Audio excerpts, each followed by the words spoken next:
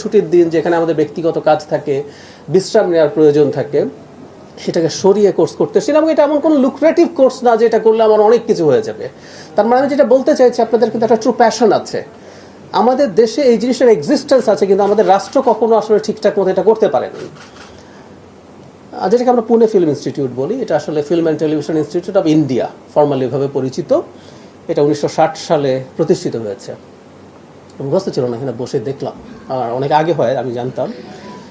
এটার বয়স 66 ইয়ার্স, মানে 65-র পর আমরা এখন বার্ধক্য ধরি, এটা বার্ধক্যে চলে গেছে। প্রতিষ্ঠানের আবার বার্ধক্যে চলে যাওয়া মানুষের উল্টো, মানে বয়সের দিক থেকেও যত বাড়ে তত আসলে বিকশিত হয়। আর আমরা একটা প্রতিষ্ঠান করছি যেটা মাত্র 10 হলো, 13, প্রথম 10-এ এসছে, এবং এটা ক্যাম্পাস নাই।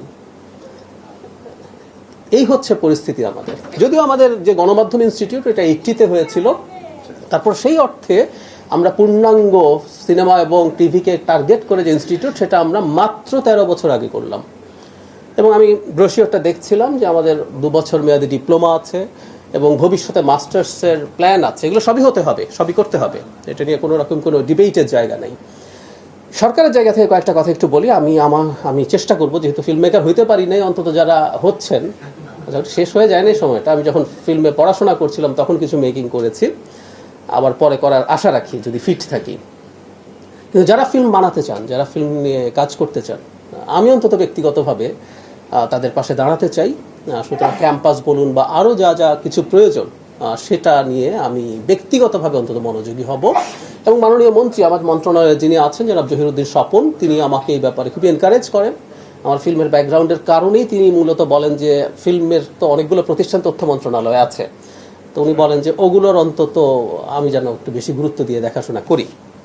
যদি খুব সোজা না, ইনফ্যাক্ট আমি এই 2টা মিনিস্ট্রি ছাড়াও যেটা বলা হলো যে policy of strategy, in fact policy and strategy আমি শুধু 2টা মিনিস্ট্রির না, আমি আসলে জেনারেলি প্রাইম মিনিস্টারের পলিসি অ্যান্ড স্ট্র্যাটেজি অ্যাডভাইজার। আমি আরও 5টা মিনিস্ট্রির সাথে, এই দুটোর বাইরে আরও 5টা মিনিস্ট্রির সাথে কাজ করছি। সো ব্যস্ততা আছে। যেমন দিল্লিতে যে ঘটনা ঘটলো, আমি কিন্তু ফরেন মিনিস্ট্রির হয়ে সেখানে যাচ্ছিল। তারপর আমি ওই যে বললাম প্যাশনের জায়গা আছে। আর আমি যেহেতু ফেল করেছি as a film maker, fail করেছি মানে আসলে বানাই নেই, ফেলের কথা তো পরে, পরীক্ষাই দিই নেই ঠিক মতো। সো আমার মনোযোগ থাকবে, আমি খুব সিনসিয়ারলি সিরিয়াসলি চেষ্টা করব। আরেকটা কথা একটু মনে রাখতে হবে, যে আলাপটা এসছে, এই যে কন্টেন্ট মেকিং বা যে কোনো কিছুকে আসলে শখের পর্যায়ে রাখা যাবে না। মাননীয় প্রধানমন্ত্রীর এই মেসেজটা আমি আপনাদেরকে একটু দিয়ে যেতে চাই। আমরা খেললেও যেন সেটা দিয়ে আর্ন করার চেষ্টা করতে পারি। আমরা কালচারাল অ্যাক্টিভিটিস, গান শিখি, মিউজিক করি, যাই করি, সেটা যাতে একটা প্রফেশন হয়ে ওঠে। মানে এই যে প্রফেশনের ডাইভার্সিফিকেশন, এটা উনি খুব চাইছেন ইদানিং। সুতরাং আপনারা যারা এটা করবেন, একই সাথে এটা পেশা হিসেবে কাজ করা যেন হয়। ইন্ডিয়ার ফিল্ম ইন্ডাস্ট্রি, ওটা তো ইন্ডাস্ট্রি শব্দটা আমরা ব্যবহার করি, সেজন্যই ওটা আসলে দাঁড়িয়ে গেছে। ওটার সাথে নানান রকম ব্যবসা যুক্ত হয়েছে, মানুষ জীবিকা অর্জন করতে পেরেছে। মানুষ জীবিকা অর্জন করতে না পারলে, আর্ন করতে না পারলে আসলে এগুলো হবে না। এটা হলো খুব সোজা সাপটা কথা। শখের জিনিস থাকে, কিন্তু তারপর আসলে মনোযোগী হওয়া কঠিন হয়ে যায়। সো আপনারা চেষ্টা করবেন। আমরাও সরকারের দিক থেকে কোন পলিসি নিলে কিভাবে সেটা কাজ করতে পারে সেটাই আসবো। আমি আপনাদেরকে জানাই, আপনারা হয়তো এই তথ্য দেখেছেন, ক্রিয়েটিভ ইকোনমি বলে একটা আমাদের বাজেটে অ্যালোকেশন আছে, 800 কোটি টাকার অ্যালোকেশন। প্রথম 300 সরাসরি আছে, চাইলে আরও 500 কোটি টাকা দেওয়া হবে। সো আপনারা যদি চেষ্টা করতে পারেন, আপনারা যদি আপনাদের যোগ্যতা দেখাতে পারেন, আজকে যে ফিল্ম দেখালেন আপনারা খুব অল্প সময়ের মধ্যে, আমি অ্যাপ্রিসিয়েট করি, আপনারা ভালো বানিয়েছেন। বানাতেই হয়। যারা একটু বানাতে গেছেন তারা আসলে আস্তে আস্তে বুঝতে পারেন যে বানানোর ব্যাপারটা কতটা জটিল।